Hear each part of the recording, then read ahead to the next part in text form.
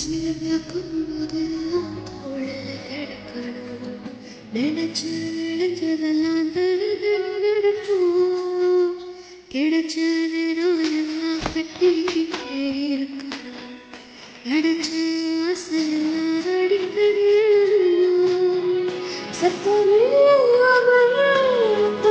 சரிச்சுட்டா சப்பனத்தில் தந்து சாட்சி போட்டுட்ட ராசா.